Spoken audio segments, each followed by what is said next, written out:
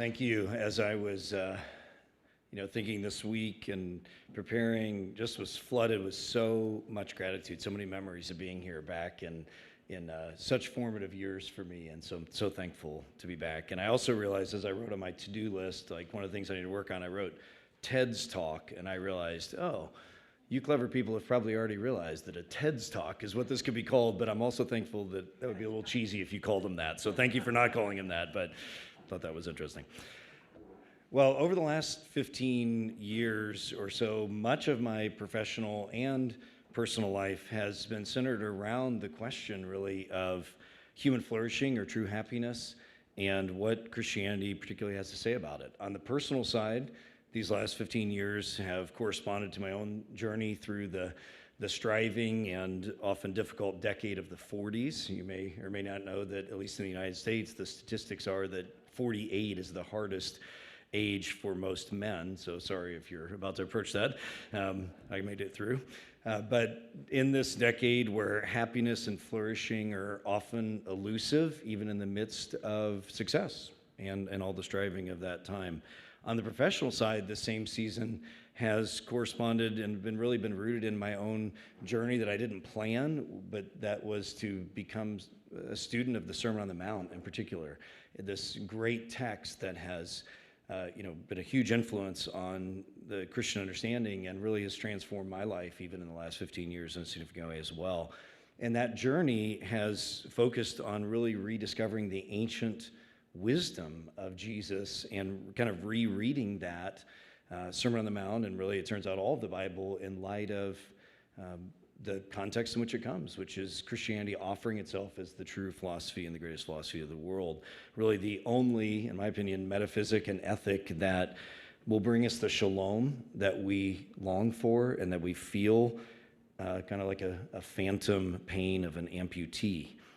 Well, because I wholeheartedly follow Augustine's model of plundering the Egyptians, or to use the metaphor I prefer, to gather good lumber from any forest in the world that God has created. Because of that, I have read and listened widely to many humans and human traditions that are offering to us what a truly flourishing life looks like. And that exploration has convinced me even more that Christianity truly is the most satisfying, realistic, comprehensive, profound, and beneficial vision of the world.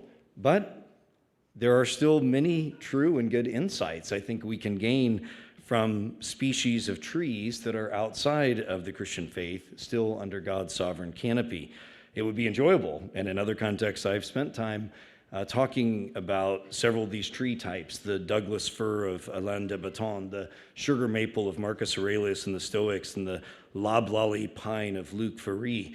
But that goes beyond what we can talk about today. But as we begin, I do want to mention one such modern life philosophy guru that I've read, Ken Wilber, not because I'm recommending you adopt his vision, nor that because he's going to be a main interlocutor, but because there's an organizational idea that he used that is going to be underneath what I'm going to talk about today. In Wilber's wide-ranging vision for what it means to flourish as humans, and he is very interesting to read, a vision that I think is probably more integrated than almost anything else I've read outside of Christianity.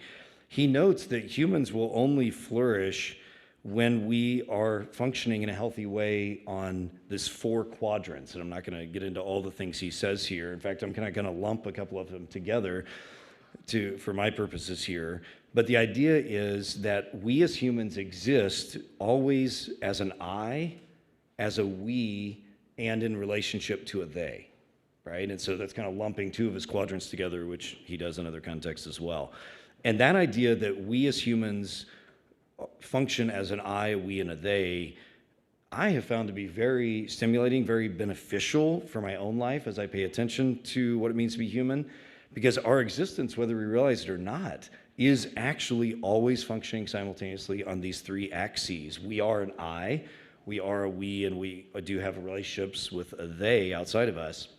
And the idea is that you and I will only experience flourishing to the degree that we have developed and are developing a healthy relationship and awareness of all these three parts of what it means to be human: the I, the we, and the they. The I, the relationship to myself, the relationship to our community, and to those outside of us. Now, as a Christian, of course, I believe that it's necessary to frame all of that within a larger understanding that we're not just an I, we are creatures made in the image of God, the triune God, and in a larger narrative of the Father's work through the Spirit to restore in us the image of the Son as we go towards a new creation. But even still, within that, I still think it's actually really helpful to think about yourself and your life along these three axes of I, we, and they. And so over the years, as I've been pondering this kind of I, we, they matrix, I've come to kind of overlay it on the text that I've been spending so much time in over the years, the Gospel according to Matthew. Of course, I'm not suggesting that Matthew is utilizing Wilber's framework or something, that this is not an anachronistic genealogical argument nor an attempt to explain all that's going on in Matthew. However, I would like to suggest as we begin today that when we use the I, we, they rubric and reread Matthew with that particular question in mind, I think it helps us see something pretty significant. And so in some other contexts, I've given a series of talks where I look at Matthew through this framework, and I often look at the Sermon on the Mount to talk about how Jesus is teaching what it means to be an I, that is to be a whole person. And I also have talked a lot about what it means to be a they. How does Christianity engage the world according to Jesus? Of course, classic texts like render to Caesar what is Caesar's, etc. But for today, I'm going to just pull out one of those particular threads, and that is the we. And to think about what it means to be a follower of Jesus, to listen to his teachings, particularly in Matthew, on the question of what does it mean to be a disciple in terms of a community of people, so the we. And it turns out that when we go to Matthew with that question, the answer is there's a lot. Jesus has to say a lot about it, and it's also maybe not exactly what you and I might first think it is. So my plan for today is to turn to Matthew with that very specific question of what it means to be a Christian we. I'll cover as much as I can, and then I really will look forward to dialoguing more through the Q&A and beyond as well. So as we begin, though, I do want to take just a moment and very clearly lay out my own quadrant of presuppositions. These are things I'll just have to assert at this point. I can't really argue them, but they're going to be important for what I'm going to say, and they're on your handout there as well. The first is that our four canonical Gospels are biographies, and they're written with the dual goal of showing us who Jesus is and inviting us to become disciples. Now, you may say, well, obviously. Well, I think it is important that we really start that, because sometimes in the history of the church, we've not always treated the Gospels very centrally and very well. Thankfully, this whole year, you're dedicating to doing that here at the Henry Center, which is great. But this vision, for me especially, is hopefully centered in Jesus' own words from Matthew 11, 25 to 30, which I have come to believe is maybe the central text of the Gospel of Matthew, where Jesus first makes these radical ontological claims about no one knowing the Father except for the Son, and no one knowing the Son except as it's revealed. But then he says, take my yoke upon you and learn from me. This is this fundamental, almost lost image of a yoke that Jesus gives for what it means to be a follower, to actually submit. And that's why the Gospels exist, to invite us into this kind of relationship of discipleship. Second presupposition is that the purpose of studying Scripture overall and constructing theology is to, in fact, gain and to give to the world a vision of true flourishing in light of God's self-revelation in Jesus Christ. And that's a paraphrase from some of the good works by Miroslav Volf along these lines, who says things like, we believe the purpose of theology is to discern, articulate, and commend visions of the flourishing life in light of God's self-revelation in Jesus Christ, and that's what theological education is about as well. I find that very persuasive and beautiful. Third presupposition, that in the first century Mediterranean world, and this might be the most controversial of the things I say here in these presuppositions, that the way in which Jewish and Christian people conceptualized human growth and development was largely through Greco-Roman categories of paideia, that is the education of the person and the soul, and virtue. Now, when I say that, I'm not in any way trying to start a cage match or a street war or something. I don't think in any way that's in contradiction to the Old Testament. It's not in contradiction to Judaism or faith. But just as stating that through the centuries-long process of Hellenization, the biblical ideas of wisdom and walking in the ways of the Lord are really helpfully understood in the first century by Jewish people and by Christian people along these lines of human development, in the sense of development into virtue and development into flourishing. And our way of thinking and talking about Christian discipleship is actually situated in that culture, and that's okay. Again, it's not in competition with the biblical language itself. I think it's very helpful. And fourth, fundamental to a Judeo-Christian theological anthropology is that we humans are inherently relational creatures. The account of the world, and again, this may sound so obvious, but we just need to, it's really important to state it, because the account of the world that the Bible gives presents humanity as fundamentally needing each other. As you probably well know, the goodness and beauty that God declares about all of the creation is universal pre-fall, except for one thing, that it was not good for the first human to be alone. That's even pre-fall. It's not good for the human to be alone. And the reality is, post-fall, that's only accentuated and accelerated. We are wounded in relationships. We find healing through relationships. Fullness of life is really only found through relationship with God and relationship with each other. And that fundamental need for each other that especially maybe Americans struggle with, and modern Americans, is fundamental to the metaphysic, or the idea, the worldview construction of the whole Bible. So those are just the presuppositions. That's just the warm-up.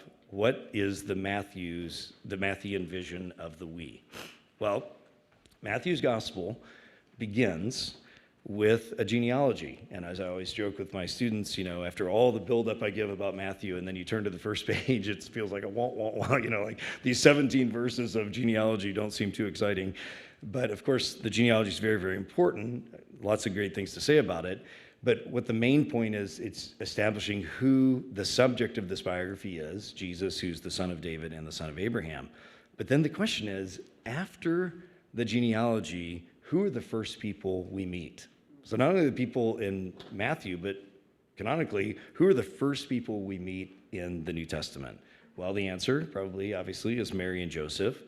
But unlike Luke, Matthew doesn't really do much with Mary. Instead, he concentrates his stories on this mysterious person, Joseph. Joseph never says a word, and I forgot to there's this great meme of my favorite Bible verse is or my favorite quote from the Bible is Joseph, and then it's empty quotes, because he never says anything in the whole Bible, but he is the first character we meet and the first character who does anything. Now, in history, as you may know, Joseph, we could do a quest for the historical Joseph, I guess, or something, but the reality is that he disappears from the scene in the Gospels very quickly.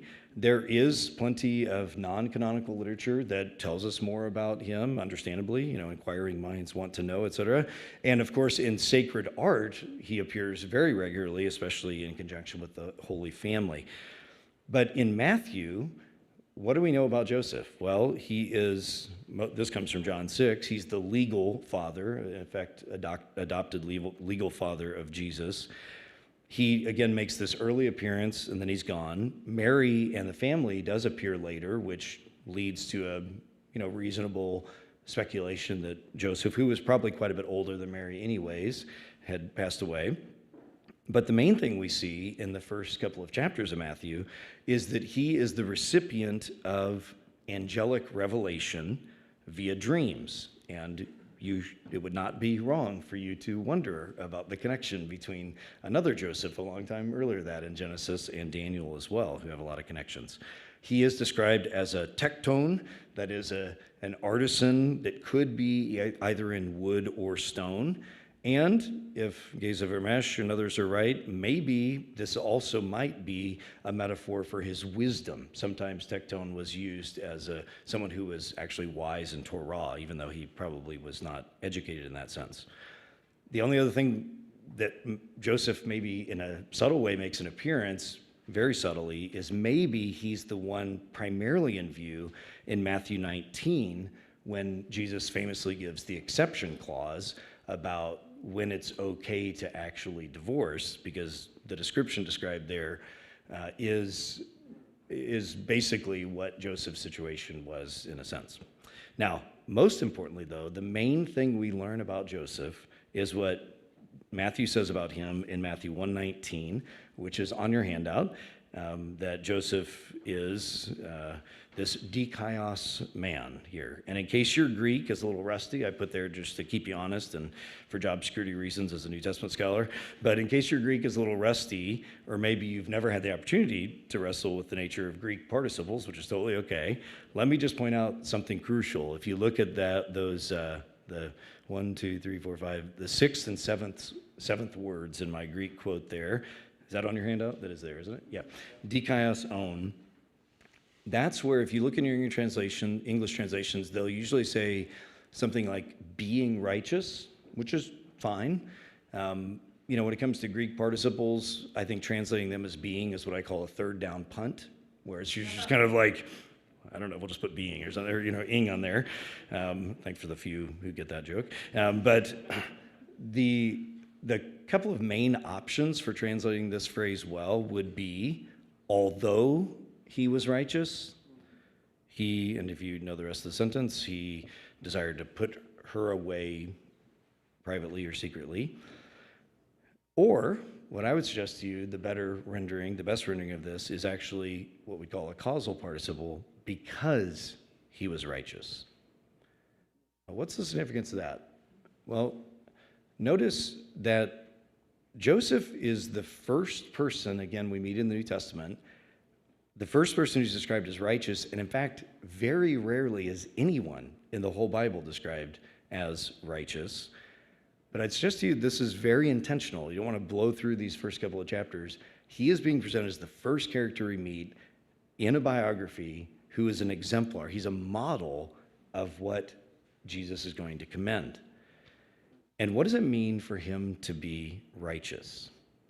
Well, our Protestant tradition has trained us to think of righteousness in one rather narrow category alone, that is a good one, which is right standing with God that's granted to us through Jesus. Maybe we would, in terms of imputation or something like that, or union or some combination thereof. That's all good. It's necessary. It's beautiful. It's true. I wouldn't want any less of that in our theology. But it's actually not the normal use of the word righteousness in the Old or the New Testament, despite the emphasis we put on it. The normal sense of righteousness in the whole Bible is doing what is right? Doing what is right. That is, doing God's will. That's the very normal sense, Old and New Testament, in most cases, of what righteousness means. And again, this is in no way in competition with or the opposite of the also truth that we cannot earn favor with God, that we need to be united with him and imputed righteousness. That's all true. But we need to make sure that when we're reading the Bible, we don't try to squash that truth into every instance of righteousness, because it simply doesn't work. And particularly when we turn to the first gospel, we see that the Gospel of Matthew uses the language of righteousness a lot. I mean, after all, it's here in the first story. And again, if you pull in that thread, you will see it occurs scores of times, some version of righteous or righteousness. It's a very common phrase and common word group in Matthew.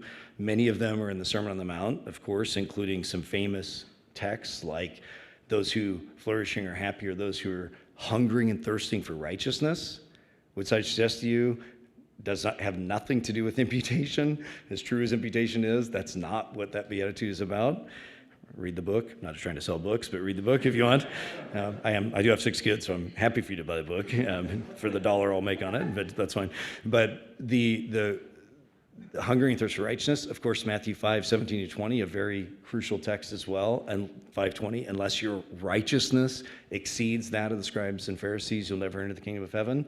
While it's true that one must receive a standing from God through union and imputation, that's not, I guarantee you, that is not at all what Matthew 5:20 means. There's a different sense of it. And when you go back to the Old Testament, it corresponds much more with Matthew. It's doing what is God's revealed will, doing what is right on behalf of others especially. And again, there's a whole bunch of stuff you could read and debate about what righteousness means, but I give you what I've come to see in Matthew, a definition of righteousness, which is whole person behavior, that is not just your exterior, but your interior as well. Whole person behavior that accords with God's nature, his will, and his coming kingdom. To be whole, this is especially the message of the Sermon on the Mount, is to follow in the ways of the Father. Matthew 5:48. Be teleos, or whole, or complete, or virtuous, even as your heavenly Father is. Fundamental to all Christian and Jewish ethics is this imitative idea that God has revealed himself and that we will only flourish and thrive when we live according to how we're made. We're made in God's image. So only as we live in the ways of God will we find the life that we long for. It's following the manufacturer's instructions in that sense. And in fact, I would suggest to you that it's helpful to think about righteousness in Matthew as the primary virtue that Jesus is commending. In fact, building on some of my work, a PhD student of mine, Ben Hassang, just wrote a great dissertation that I think will get published, arguing just that righteousness is basically a substitute for virtue in Matthew, and that the two main ways that righteousness gets worked out in Matthew are faith toward God and toward others, mercy. Mercy. And this is what's going on in the story of Joseph, the first story of the New Testament. Joseph's righteousness, the reason he's called righteous, is because he is modeling, like pre-Jesus even, he is modeling what it means to be a follower of Christ and God's ways by being merciful and compassionate toward his apparently unfaithful fiancée. And you always have to remember, when Joseph decided to put her away secretly and quietly, that was before he knew, that was before the angelic revelation. All he knew was he was betrothed to this person, and now incredible shame and honor is going to come upon her and upon him for what is obviously sexual immorality, so it seems. And, I always try to imagine when he got that news, whether it was from Mary or probably from somebody else, that would have been a little hard to believe, right? But even in this unexpected thing that supposedly she is with child by the Holy Spirit, not by a human, even in the midst of that dishonor, and even in the midst of that shame, and even in the midst of the embarrassment and the pain of all of that, he instead chooses to not drag her in front of the village, to shame her, to destroy her, to separate himself from her. Before the angelic revelation, he decides to be compassionate towards her, to show mercy, to put her away quietly, maybe even to provide for her, right? That's why he's called righteous. And that's why the best translation is that is because, not although. In other words, you shouldn't read it as like, although he was righteous, like he should have done what's right, he actually ended up having compassion. I suggest to you the sense is quite the opposite. It's because he was righteous. That is, Jesus is going to define for us, and Matthew is here right in the first story, that true righteousness looks like something that you may not think, and something a little different than what Aristotle would have said as well, and that is to be merciful and compassionate towards her. Now, if that were the only story we had in Matthew about mercy, or the only time mercy appears, you might say, well, that's interesting, I'm not sure. But again, if you were to look at Matthew in light of this question of not only righteousness, but especially mercy, you will see that it turns out this is the primary moral imperative, the primary discipleship idea in Matthew is that to be a disciple of Jesus is to be one who is merciful. To borrow a metaphor from another scholar, if Matthew were a mixing board, like we have back there, a sound board, right? And you have all these different, aspects of the projection that's going forward. The slider volume on mercy is very high. In fact, it's the highest in Matthew compared to all the other moral things Jesus teaches. And mercy in Matthew, when you look at it, is actually twofold. It's got two sides to it. It means compassion for those who are in need, regardless of whether it's their fault or not. And it means, on the other side, forgiveness toward those who have wronged us. And mercifully, or thankfully, in English, we can kind of make sense of that because we can actually use that English word mercy in both those ways. You can talk about having mercy. We might talk about mercy ministries, helping people in need. And then we also, maybe a little less frequently, though, I always think of as a kid, playing mercy. Did you play that? Mercy, we're like squeezing each other's hands. Mercy, let me go. But the idea of showing mercy to someone, meaning someone's wronged you and someone's hurt you and you are forgiving instead. And if you, like righteousness, if you kind of pull on this thread of the eleos or the mercy word group in Matthew, you will see it all over the place. Many, many places, including again in the Sermon on the Mount and the Beatitudes. Flourishing or happy are the merciful, right? Because they will be shown mercy. Think of also one of the distinct contributions of Matthew, his double quotation of Hosea 6:6, where at crucial points, Jesus says, if your problem, he says to the Pharisees, you don't understand Hosea 6:6, which is, I desire mercy or compassion, right? Over, you could actually, from the Old Testament, substitute a number of things, ideas in there, but sacrifice or some kind of exterior righteousness. And this is also deeply related to the primary way in which Jesus is depicted as a character. That is his emotional life. You know what the number one emotion that Jesus expresses throughout the Gospels is? Splanknidzomai, right? That is compassion.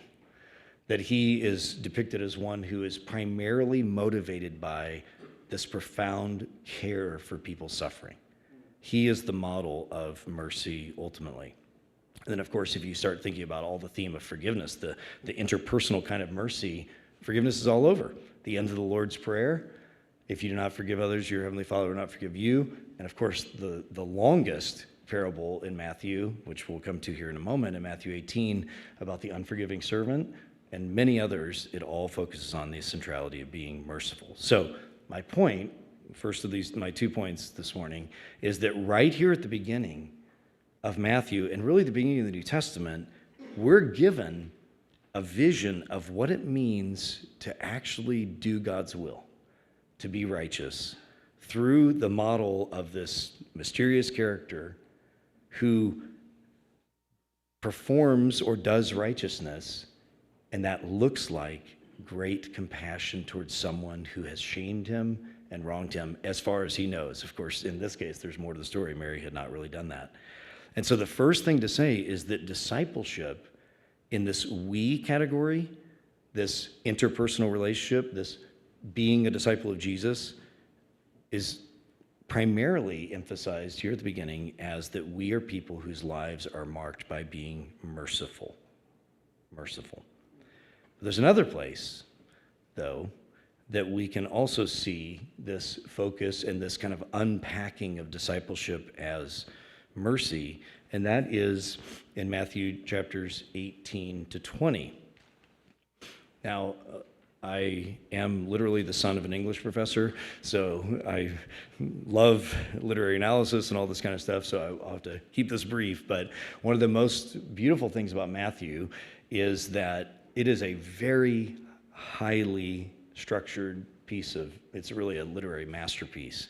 And part of, as you may or may not know from Matthew, is that he distinctly among the Gospels has these 5 major discourses, we call them, and the Sermon on the Mount being the first one and the famous one, and that each of these discourses, which are chapters 5 to 7, chapter 10, chapter 13, chapter 18, and then chapters 23 to 25, those 5 major discourses are these chunks of very well-organized, memorizable teaching, right? They are really what I would say is philosophical epitomes. That is, they are like the essence of Jesus' teachings on a certain topic. They're not comprehensive, and that's what that word epitome, you can maybe hear that that's a Greek word that's come over into English. If you've always pronounced it as epitome, that's what I'm here for you today. Now, so you know, if you ever knew the old Brian Reagan thing. He had the epitome of hyperbole. That was one of my favorites. Anyways, it's epitome. But epitome was actually an ancient Greek word that referred to a collection of a philosopher's teachings on a particular topic that, again, wasn't comprehensive. It was a handbook version so that you could memorize it and kind of practice it. Well, that's how Matthew has structured his gospel with these 5 major discourses. And those discourses flow in and out of narratives. So portions of collections of stories. I mean, it is so beautiful. It is so brilliantly done once you see the pattern. And I have analyzed that what's happening once you get to chapter 18 is what I would call discourse narrative unit 4. So it's the 4th discourse, and then it's followed in chapters 19 and 20 by a bunch of stories. And that's really crucial because it's about to hit the entry to Jerusalem in chapter 21. So it's a really important discourse narrative unit. But again, it doesn't stand alone, because if you start paying attention to what happens before, it's all going to lead right into chapter 18, 19, and 20. Now, the 4th major discourse is very famous because we often call it the ecclesial or ecclesiological discourse, because it's the only 2 places in the Gospels where the word ecclesia, or church, does occur. And it's been very important for that. For good and for bad, probably. One of the main ways people look at Matthew 18 is as a church discipline text. I think that is a fine secondary or tertiary reading. I don't think that's the primary point. But it does have some of this instruction. But what I mostly want to put before you as we turn to Matthew 18, I am going to ask you to turn there with me in a second, is that the stories right before it are really, really important. Because what happens in Matthew, maybe you can just turn there and look, what happens in Matthew 14, 15, 16, and 17, in that block of teaching, or block of narratives, a lot happens. And I would sum it up, if you kind of go look across those stories, as under the category of a new exodus. Jesus twice miraculously feeds people in the wilderness, and especially most clear in the first one, miraculously walks on water. That combination, that dyad, is obviously very intentionally alluding back to the Exodus. And then within chapters 14, 15, 16, and 17, you see all kinds of other hints that you're supposed to see what Jesus is doing as a new Exodus. For example, the fascinating contrast between the Jerusalemites who are opposed to Jesus and a Canaanite woman. And you always have to remember, there weren't any Canaanites in Matthew's day, right? That's an older throwback term from the season of the Exodus. She is more technically a Syro-Phoenician woman, as Mark calls her. Now, you have a couple options there. Is Matthew dumb or made a huge mistake or something? No. Or was Matthew intentionally, among other things he's doing, evoking for the reader who has ears to hear that we're doing a redo of the Exodus here? And again, there are many other hints in chapters 14, 15, 16, 17. Moses and Elijah appearing at the Transfiguration. All the stuff is there. But my point is, those chapters are very intentionally showing Jesus calling a new people to himself, creating a new covenant people out of both Jews and Gentiles. Like, that's so central to Matthew's whole point, that the people of God are now defined by those who respond in faithfulness to Jesus, who is the incarnation of God himself. And that includes, and that cuts across race, gender, ethnicity, socioeconomic, educational levels. It's whoever responds in faith, centurions or fishermen, Pharisees or not, whoever responds in faith becomes part of the new covenant people of God. Well, what happens in Exodus?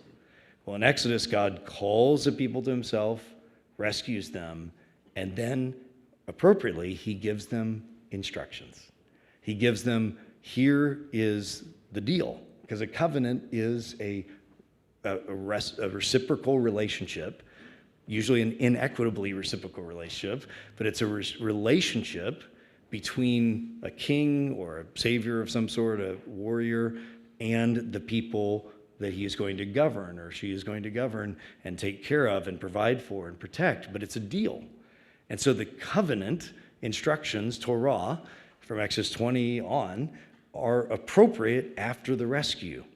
I'm suggesting to you this is the exact same thing in a mimetic way, in an intentionally paralleling way. Jesus has just done a double Exodus, one for Jews and one for Gentiles, and now What should we expect?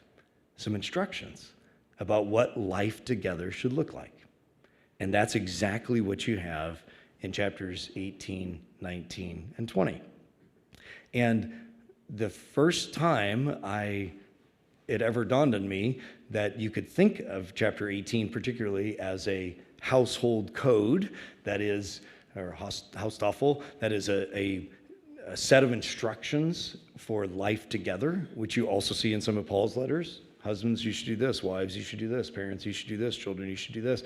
Very common in ancient philosophical literature to give instructions about how to live life together. The very first time that ever dawned on me, although I didn't understand it, was in my very last class here at Trinity in the spring of 2002 with Dr. David Powell, a Matthew class that changed my life. And then I'm so thankful for that. And I'm sure I had no idea what he was saying. I'm sure I'm like, oh, that sounds good. Now, all these years later, as I've studied this myself, I'm like, that's what he meant, right? That's what's going on here. And I'm suggesting to you that even though Matthew 18 is technically the discourse, that is the teaching, if you look at 18, 19, and 20 together, they comprise a set of instructions for the we. That is, what does it mean to be a Christian? Well, it means you're invited into a community of people who need to learn to live together in certain ways. And so if you have a Bible, just glance there with me. In a classroom, if we had more time or something, I would, take some open discussion about what you see here, but for time's sake, and we can dialogue later, but if you were just to glance over 18, 19, and 20, and with these lenses I'm giving you, like, if you go to 18, 19, 20 and ask, how is this instructing us about how to live together as Christians? If you go with that question, I think it'll make a lot of sense, as opposed to going to it just kind of doing what I call Viking exegesis, where we row our boat up to the shore, run in, grab a few verses, knock them over the head, put them over our shoulder and go back to our lives. Instead of doing Viking exegesis, if we were to go and sort of live in these chapters, right, and ask, particularly not, what does it teach about church discipline or something, but ask, how do these three chapters together teach us to inhabit the world as a we? What would you come up with? Well, if you look over them, I think you'll see a number of themes that come up. Of course, it starts in chapter 18 in the first few verses with this question that you and I would never struggle with, I'm sure, but who is the greatest in the kingdom of heaven, right? And in fact, there's a bit of an inclusio. This ties together because if you look at the end of chapter 20, you actually get the same question again, right? In 20, verses 20 to 28, when James and John's mommy comes up to them and asks if they can sit at the right hand and the left of the kingdom. So it's a matter of who's the greatest. So the whole thing, 18, 19, 20, is tied together with that kind of first initial idea of who, how do you rank and who's the best among you? But it turns out that's not the only theme. And the answer to that question is very shocking, that the greatest among you are actually the least. And we're so familiar with that, it's kind of become Christian jargon now. And I don't think we probably can or should feel the weight as much as it is that is radical.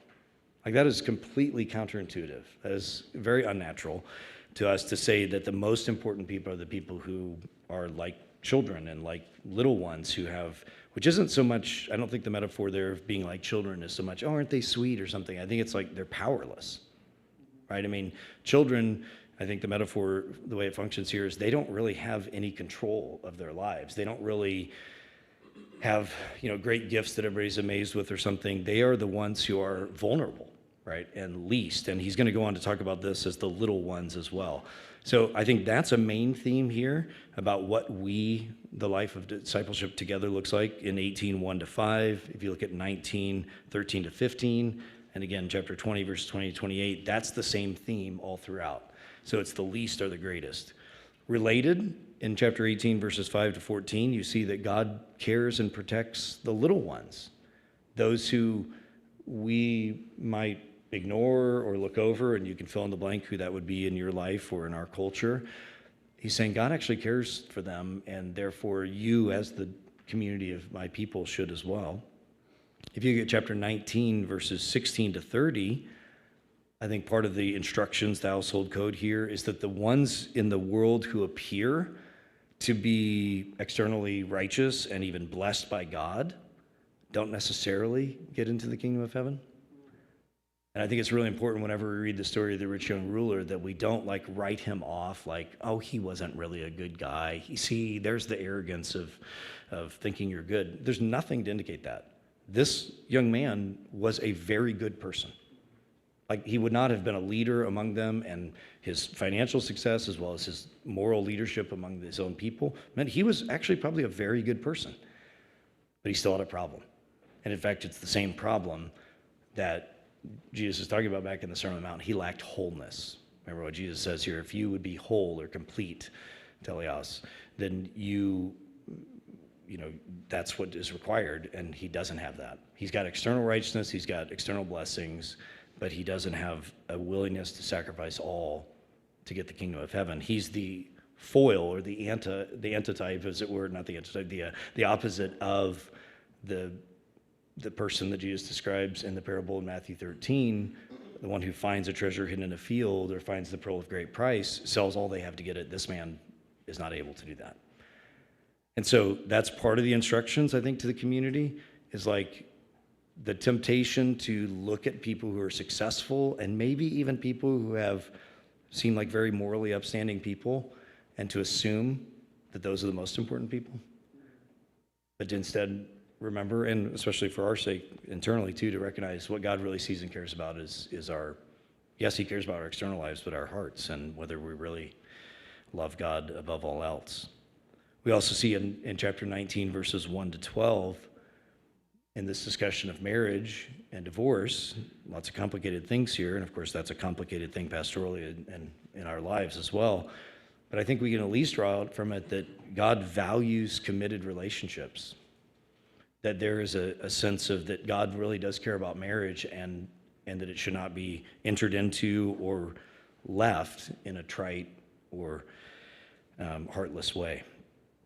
And then I think also we could observe that in these instructions for the we in chapters 18, 19, and 20, that God rewards people justly always, but not necessarily according to human standards or desires.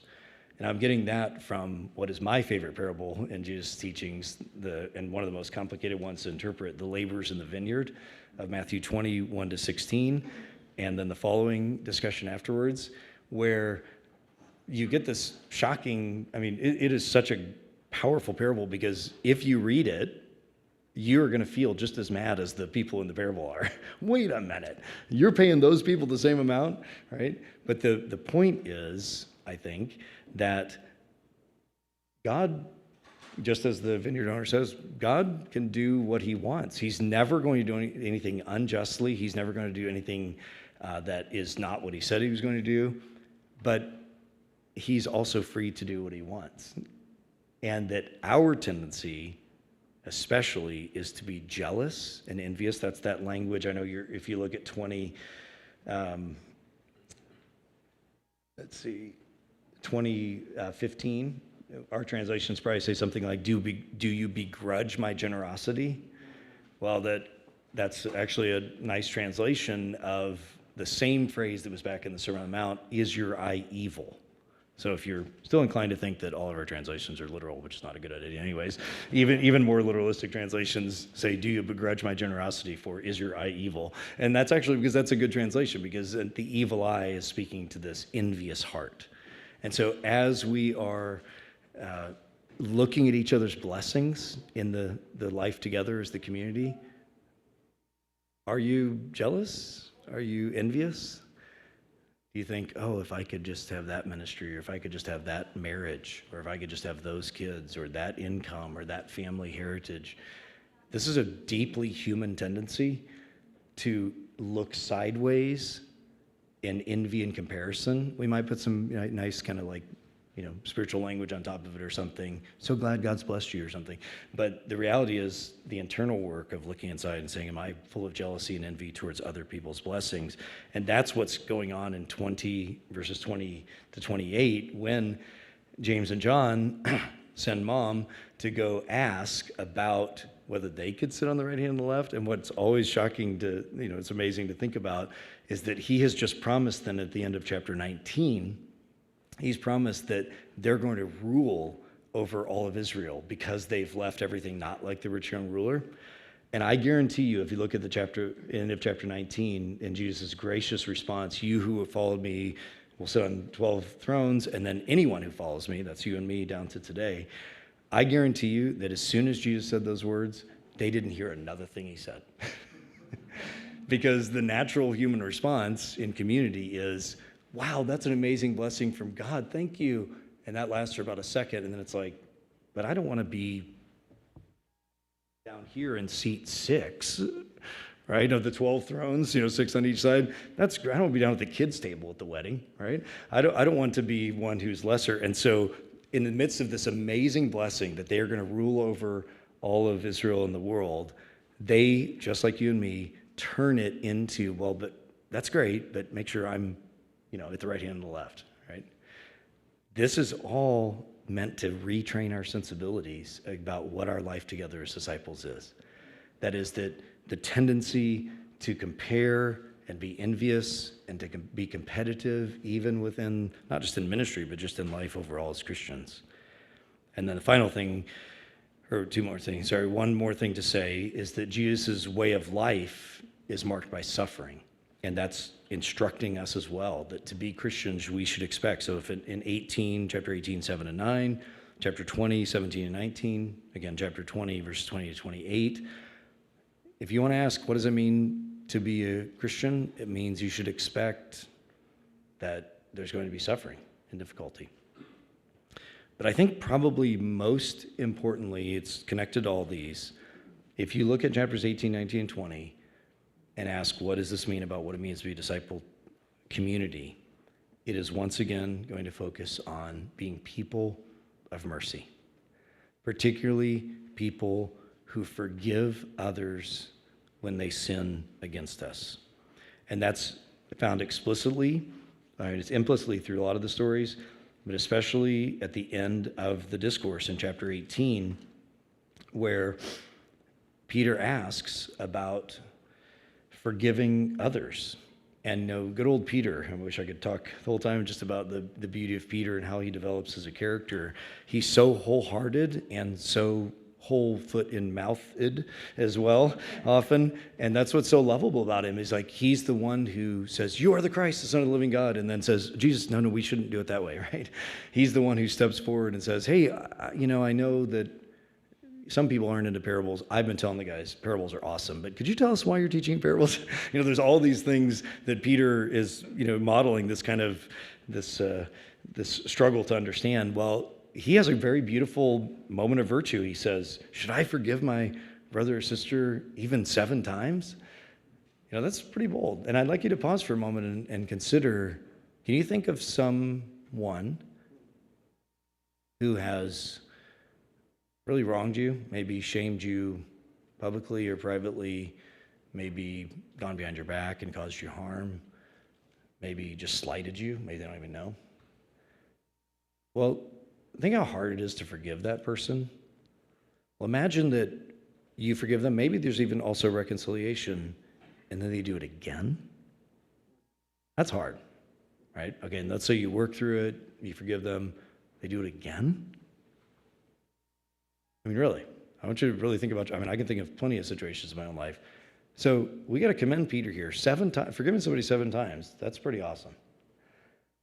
And Jesus, of course, responds, not 7, but 490. So 491st time, you can roast him. Just kidding. He's not saying 490, 70 times 7. He's saying it's really incalculable. How and why? Well, that's what the parable that follows is doing. Again, this haunting parable of the unforgiving servant, that as soon as you read it, you know exactly what it's saying. That this person who is forgiven, and again, an incalculable debt, is let go, and then he turns and is unwilling to forgive this small debt to someone else. The analogy is not hard to see. And if you missed it, then all you have to do is read the Nimshal, the answer to it that he gives. Jesus says, 18:35, so also my heavenly Father will do to every one of you if you do not forgive your brother from your heart. And it's hard. I mean, it's a journey. I mean, there are people, situations that I've, on that journey and not completed that journey in terms of forgiving people. But the point is, this is once again this primary invitation that to live together, the we of discipleship looks like, and the oil that makes it work is actually forgiveness. And I mean, really forgiving people on a journey. I'm not saying it's easy. And also to acknowledge that forgiving is not the same thing as reconciling, because sometimes reconciliation is not possible. The person's dead or is unwilling. But that doesn't take us off the hook to forgive, to let go. And again, a million footnotes we can put on that, trauma situations, injustice, not disqualifying any of that stuff. But I'm just saying there's this primary posture that is being commended to us. It's an invitation to be people whose hearts are willing and over time working towards being people of true forgiveness. And I'm suggesting to you that idea is actually part of this larger matrix of mercy in Matthew. And one of the things that repeatedly amazes me about the beauty and richness of Holy Scripture is, in fact, how realistic and how practical it is. Because I think implicit in Jesus' community instructions here is the recognition that we humans, including those of us who have been born again by the Spirit of God, those who are committed to Christ, we will struggle.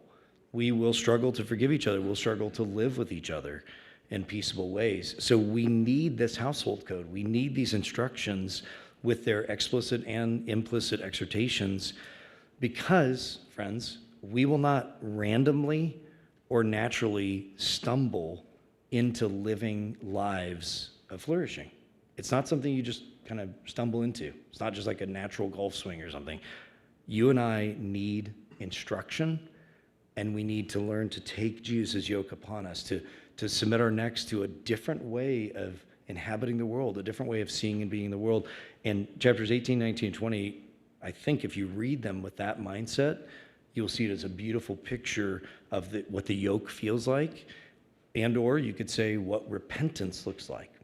In fact, all of the Gospel of Matthew is an unpacking of Jesus's and John's words at the beginning. Repent, for the kingdom of heaven is at hand. It's learning to see and be in the world in a way that is not what the world does, nor in the way that you and I naturally do. Okay, so what's the conclusion then?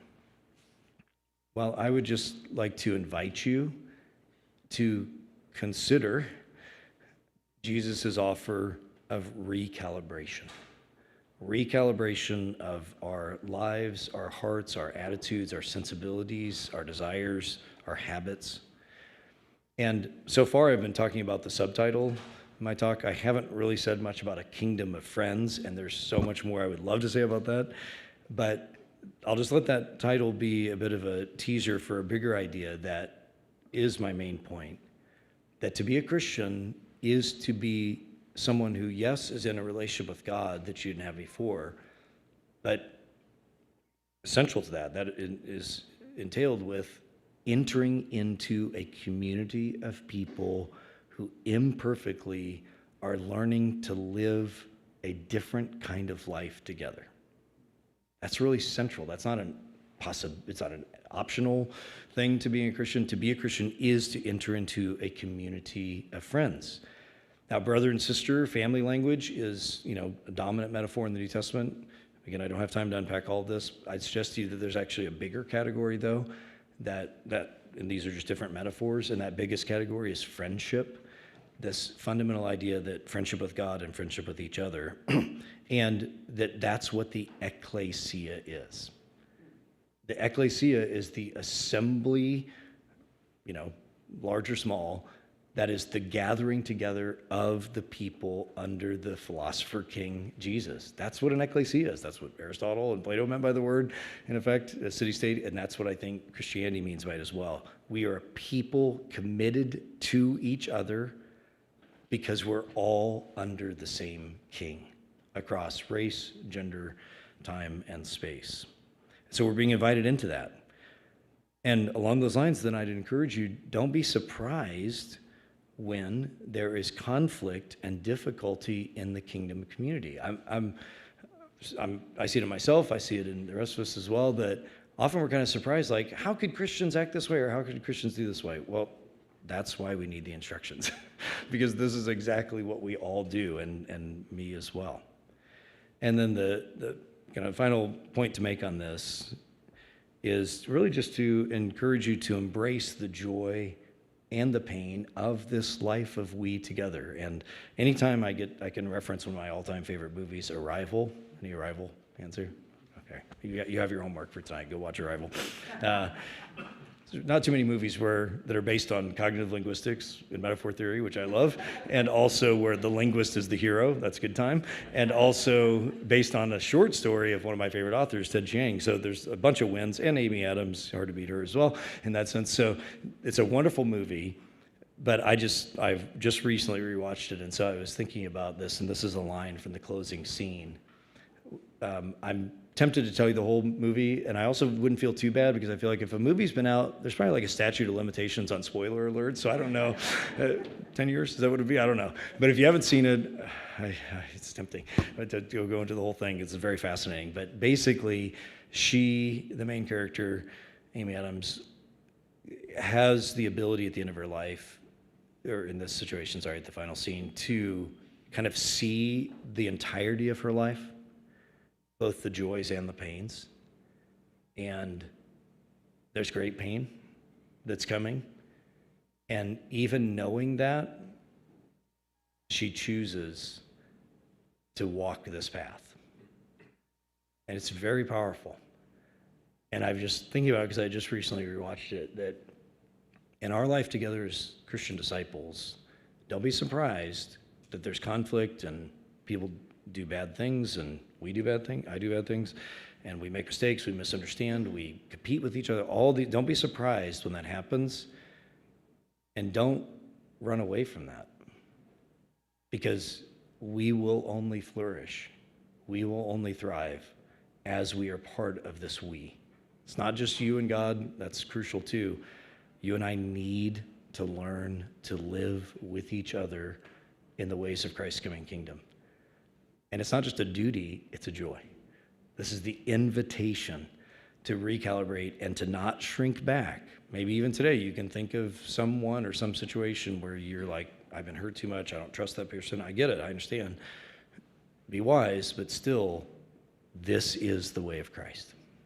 To step towards others, caring for the vulnerable, forgiving each other, not living in competition, being like Joseph as well, showing mercy to those who have wronged us and showing mercy to those in need. And so, thank you for joining with me on this exploration of the joy and the beauty of just part of what Jesus is teaching us in Matthew. Thank you.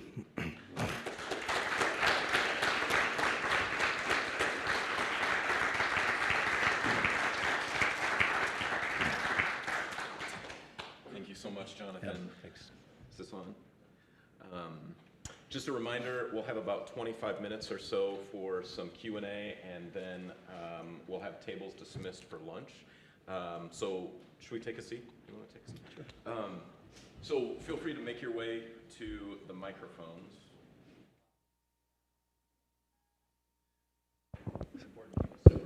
There we go. Yes, we are a long ways away. Thank you so much, Jonathan.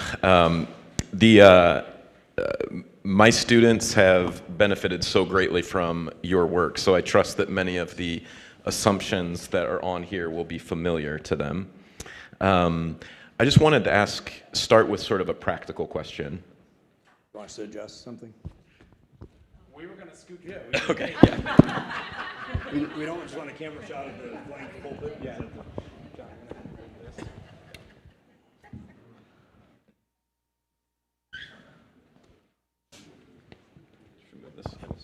That's great. Practical question. You made a strong plea for forgiveness within the Christian community. We've all been there. You asked us to imagine sort of someone who has hurt us or slighted us or even shamed us. I guess I'm asking for you to tease out, what does it mean to forgive? Does it mean that sort of the emotions, the pain, the harm that's been hurt, we work through all of that, it's eradicated? Does it mean we forego vengeance? What does it actually sort of on the ground mean when there has been deep hurt, deep pain that we've experienced, or maybe we're counseling someone in the Christian community that has experienced this and they're struggling to forgive? What is Jesus calling us to there? Yeah, thanks. Yeah, and everything I'm going to say, I think is not original to me in the sense of I think there's a lot of good thinking and psychology and theology about this. Just a couple points or a few. The difference between forgiveness and reconciliation, I do think, is important to keep up. I've seen in some Christian circles, there's a collapsing of those two.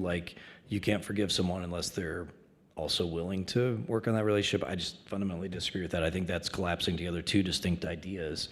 Reconciliation is ideally the goal if you can actually restore a relationship, but oftentimes that's not possible, either through death or someone's unsafe in a real sense, but I don't think that gets us off the hook of forgiving. That'd be the first thing I'd say. Second, though, you've hinted at it in the way you asked the question, it's super complicated, right? I mean, it doesn't mean an eradication of our emotions. It doesn't mean that it's overnight and a quick fix. I mean, it's a journey, and I think everybody's probably been in this situation where you might even think you had worked through it, and then you find these feelings rise up again, right? It's a long journey that's complicated, and we need help in it. We need good, often counseling and therapeutic help and talking with friends. I have long been impacted and appreciated this great insight from Walter Storff's book, Justice and Love, I think is the book. And he argues that the only way you can actually forgive someone is if, in fact, you first acknowledge that injustice was done. And that was really helpful because, and he points out that there's a great temptation, especially in Christian circles, to actually short circuit the forgiveness process by overlooking, saying, well, I just need to get over that, or I just need to let that go, or in a kind of way that doesn't actually acknowledge that there was injustice done. And I'm not saying the other person has to acknowledge the injustice. They may never, right? But that's a crucial stage, I think, psychologically in our souls and our bodies to say, yeah, this was wrong. And then over time, I think what forgiveness is acknowledging the wrong, letting the vengeance go for sure, and also then praying that you will eventually get to the point where you can have intentional goodwill towards the other person. That's what I would say, intentional goodwill. Now, again, maybe the person's passed away, maybe the person you never should have another relationship with. I totally get that, but still intentional goodwill. If I might generically share a story from my own life, I'll be very generic, so maybe it won't be super helpful, but certainly there was some harm done to me in some scenarios. How's that for generic? And it took me a long time, and I'm not free in some of the scenarios, but in one particular person, in the providence of God, I just have to laugh every time I end up driving by the person's house on the way to church almost every day. And so it's been a really great opportunity for me, and I'm thankful to actually, I have no relationship with the person, but to literally every time I drive by to pray blessings on their life. And I'm not saying that was easy to get to that point. It wasn't, but I'm thankful. And it's so free. It's so freeing when you can get to that point, And again, there's no reconciliation, I don't think, or anything. I tried, actually, but that was rebuffed. But it's okay, So I would just say that there's a freedom that we're shooting towards that is going to be situationally based, it's going to be more difficult than others, but it is letting go and moving towards intentional goodwill without ignoring that something bad was done. Have you read Walter Storff? Do you know what I'm talking about? That's a great argument. I love that argument he makes. Walter Storff's argument in that, I just found that super helpful to me, not to overlook something, but to actually forgive. Those are different things, It fits really well with your broader argument on flourishing, and that you're actually still desiring their goodness and flourishing, and as opposed to just the human desire for vengeance and wanting them to see them get what's coming to them, I think is so Which doesn't really difficult to satisfy turn my away soul. from. It doesn't satisfy my Yeah. soul either, you know. Vengeance is this, you know, Snickers bar with razor blades on it. You know, it's like, it's not really going to satisfy you. Yeah. Please feel free. Yeah, Jeff. Go ahead.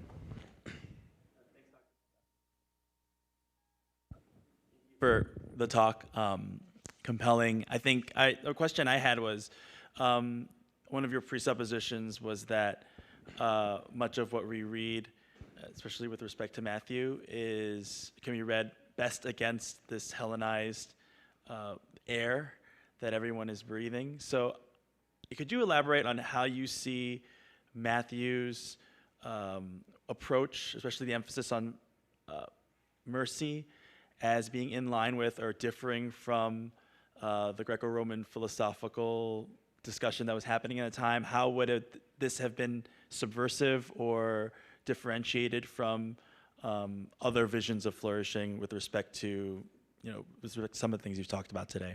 Yeah, thank you. And I would love to hear your thoughts on this too.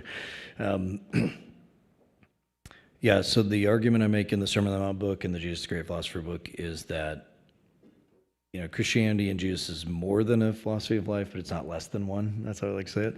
And that the categories in which the New Testament functions, partly just by nature of it being written in a language, and every language is situated and embedded in a culture with its own kind of words and concepts, the Greek language and the time, and of course of the first century, and of course we're already 250, 300 years into, more than that probably, to a pretty profound dialogue between Judaism and Greek culture, architecture, language, all this kind of stuff. So the idea is that it is really helpful to not, of course, try to collapse Christianity into a Greek philosophy, but to see that the way it's presenting itself makes a lot of sense and corresponds with the Hebrew scriptures as well, even though it's using some Greek conceptualizations. Now, that's not, again, primarily a genealogical or origins kind of argument.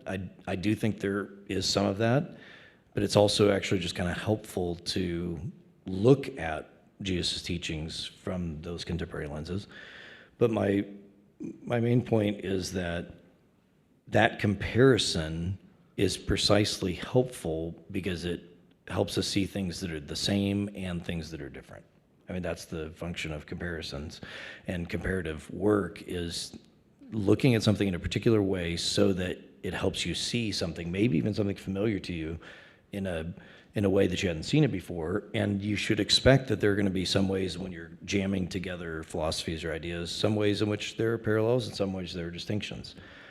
I think I'm hesitant because I still feel like my knowledge of the Greco-Roman philosophical tradition is kind of sophomoric, but I think this is generally true, that mercy would probably be a pretty distinct virtue to uphold relative to the Aristotelian or the Stoic tradition. I'm not by that saying they would never show mercy, but I would think justice and, do you think that's fair? Yeah, I think mercy's pretty distinct. I think like a category like clemency, where you show mercy, but then it's usually, with like the higher in power have the right, if they want, to show mercy, but it's maintaining the status differentiation much more than what you get in the That's gospel. helpful. Yeah. I wouldn't want to say that they never forgave anybody or something, but it is a little different. So mercy does seem to, and I forgot to say this. How does mercy relate to the bigger category that we think of from the New Testament, love? Well, I think it's really just another metaphor for the same thing. That is, John's gospel obviously makes love, and then the Christian tradition with, the double love and things, that's great. Love doesn't appear a ton in Matthew. It is there in the first and second greatest commandments, but it's not really a very common theme, not because Jesus is teaching something different, but because I think Matthew has chosen to emphasize the way of thinking about love in a more interpersonal way of helping those in need and forgiving those who have wronged you. Again, it's just like a different metaphor. Every word, every way of saying something is a particular way of seeing that hides and highlights other aspects. And I think mercy really emphasizes some things that maybe generically love may not do as good a job on. But I think it's primary to Matthew, and I do think it's a little distinct from the philosophical tradition in that sense.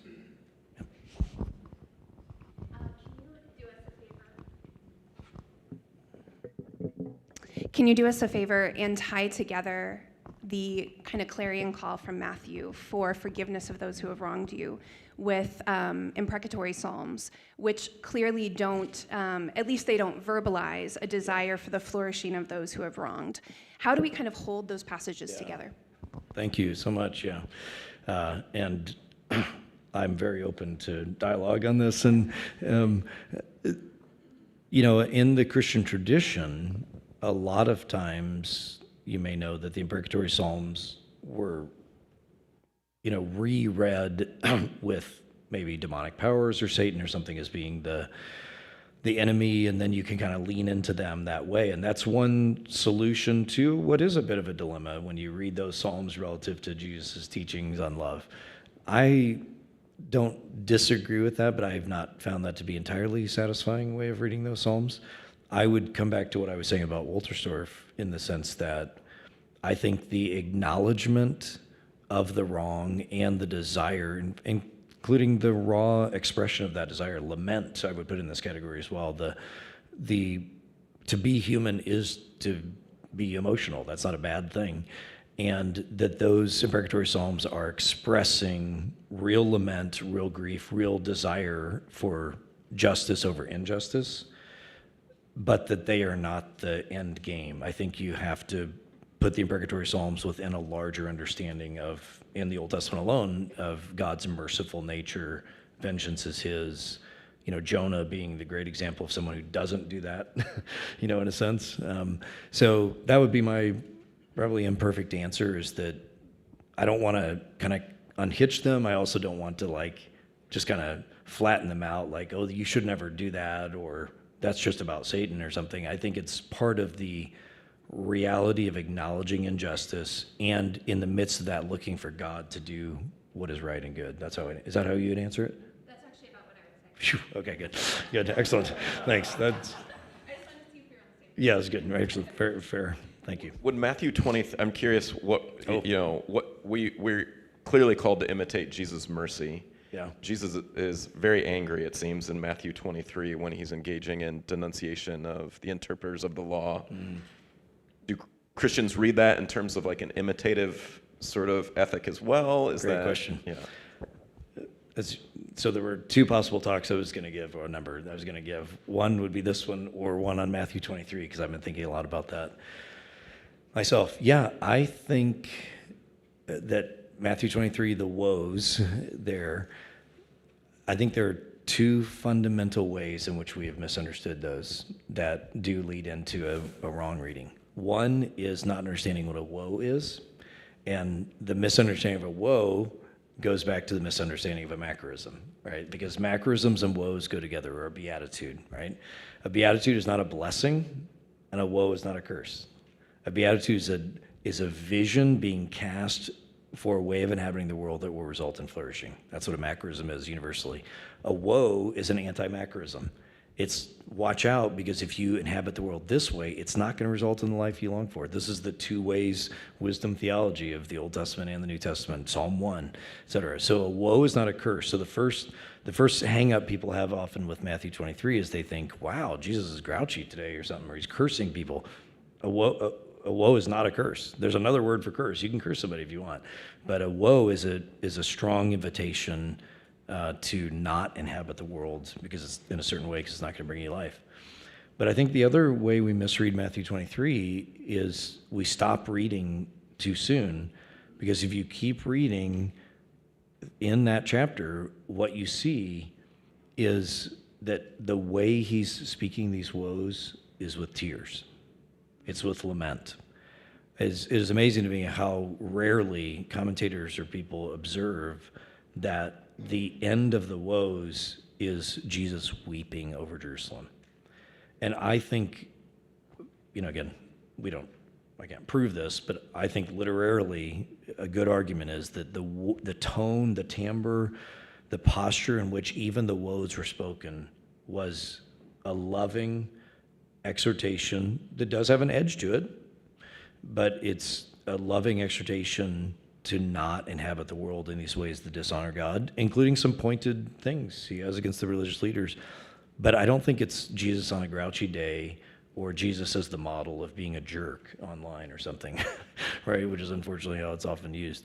Now, it's a picture of a person who longs for people to find life and is grieved by people who are not only not finding it, but are teaching others and harming others to not find it, right?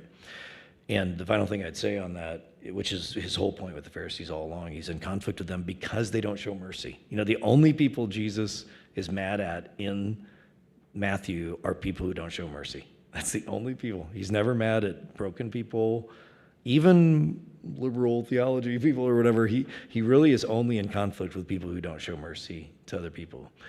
And that's very, very clear. I was going to say something else, but I just lost it. So that's great. Thank you. Thank you very much for your talk. My question is, in the pursuit of flourishing, understood sort of within a philosophical system, there's this idea that there are spiritual practices or habits that you can sort of put into place in order to achieve that sort of goal of what the flourishing life looks like. And obviously in your talk, you talked a lot about forgiveness as one of those practices, maybe in Matthew's concept of flourishing, but I'm wondering if there are others that you can pull out from the Gospel of Matthew, sort of, here, put this in practice in order to fulfill this vision of flourishing. Yeah, great, thank you.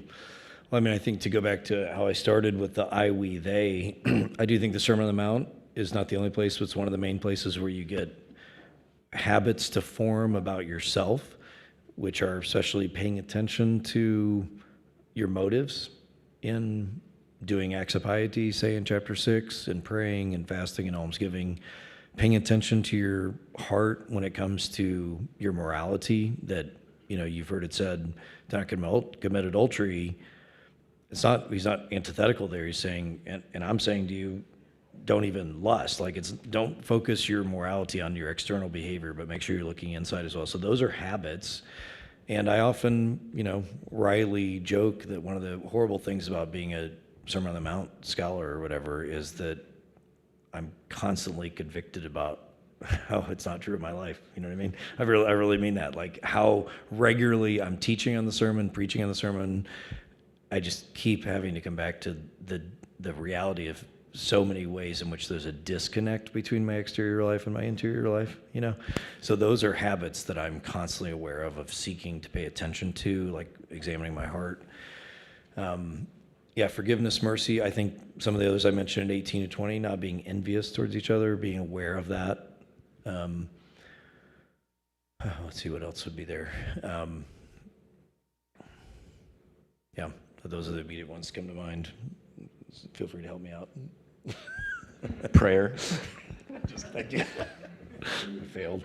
Yeah, pray. You should pray. Thank you. Yeah, prayer, almsgiving, fasting, which again, he doesn't dismiss as unimportant. The point of the Sermon on the Mount is constantly pushing us to make sure you're not in this kind of morbid introspection where you're always doubting yourself, but to make sure you're not content with just going through the motions. That's the point. So keep looking inside, keep being open to there being mixed motives, in everything we do, and turn that to God in prayer and almsgiving and fasting, in your morality, stick with the Sermon on the Mount, of course,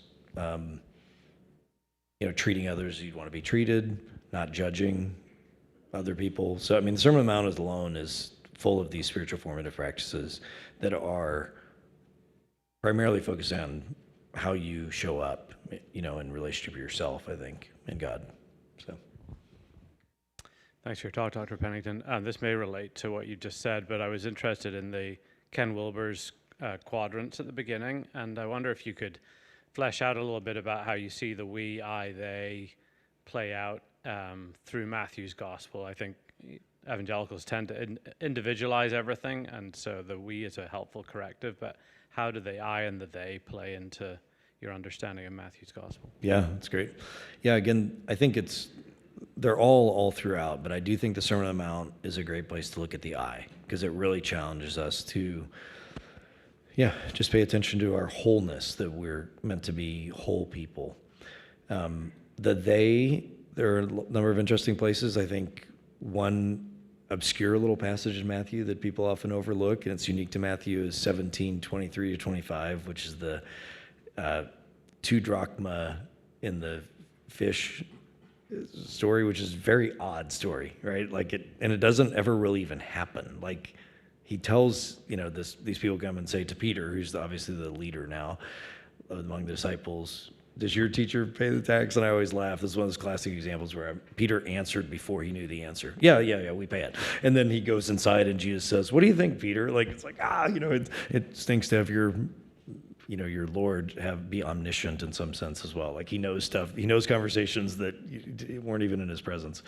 And so, but Peter, that whole issue of the sons of the kingdom, sons and daughters of the kingdom are free versus not. I think that's actually a parallel passage to the more famous text of render Caesar what's Caesar's. And so there, I think especially the idea is that Christianity's relationship to those outside is one of respect and a Romans 13 kind of acknowledgement of governmental authorities, and also a recognition that there's a sense in which we're not really citizens of these kingdoms. That's the chapter 17 part. Like, the sons of the kingdom are actually free, and don't have a Lord beyond the Lord in that sense. So that's some of the they stuff that occurs. The we is beyond chapters 18 and 20, but it's there as well. I think, the main thing that ties together Matthew's teaching about Jesus is that it's, again, being people of mercy and being people of wholeness. I think those two tracks, or those two ideas, are central, that our internal and external matter, and that what that primarily looks like is being people of mercy. And I think that applies to the I, the we, and the they. We'll have time for more questions, hopefully in a little bit, but for now, Luke, why don't you take the last question before we have lunch? All right, thank you. I haven't quite formulated this well, but you kept backing away from the word perfect or perfection. I do a lot of work in Hebrews, so I'm just thinking of this perfection. And you brought it up with the rich young ruler, that his life would have been looking like flourishing. And so I'm wondering if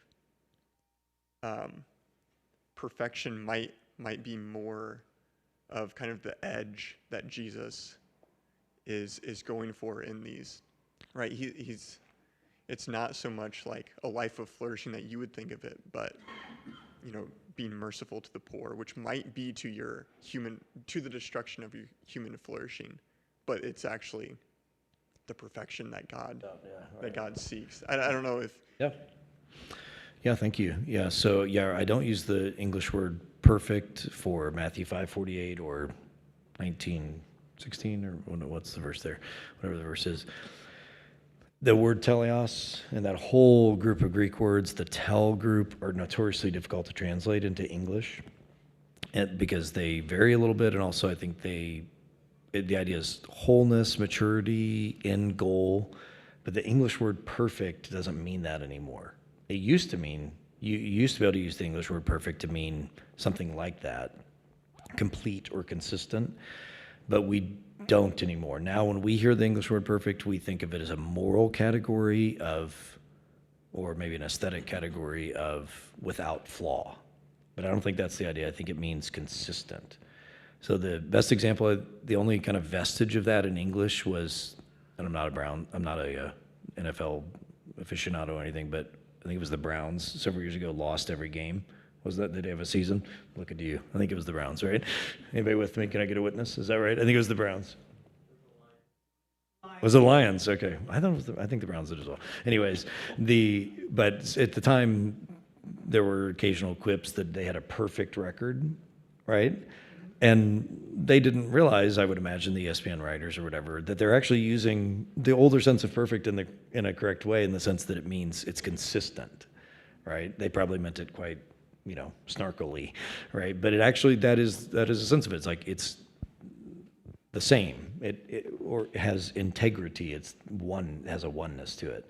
And that, I think, is, again, central to Jesus' teaching in Matthew, is that we have to fight against the tendency to focus on the outside, to externalize our righteousness, without paying attention to also the inside. And we're not flipping that and not saying, hey, your external doesn't matter, it's just your internal, right? That would be to fall off the edge the other side. It's to say that to be teleos, to be, I think it's to meme, isn't it in Hebrew? Is that the word? Is to be consistent, but that also doesn't mean without flaw. I think it's a journey of growing towards wholeness imperfectly over time. That's where the idea comes in. It's like, to be human is to be changing. It's to be growing and developing. So I think we need a more dynamic understanding of what it means to be a human, rather than these static categories we tend to use. And so to grow into wholeness doesn't mean you're not going to make mistakes, but you can be whole without being perfect, I guess is what I'm saying. Like, you can actually be righteous without being sinless. That's just the Old and New Testament. Because I think that's understood as growing in doing what is right, both internally and externally. So I put that. This all reminds, for some reason, listening to you today, I'm constantly reminded of James, and just sort of like Jesus' brother James was a good interpreter of his teachings and sayings in terms of, the congruence between the exterior and the interior. But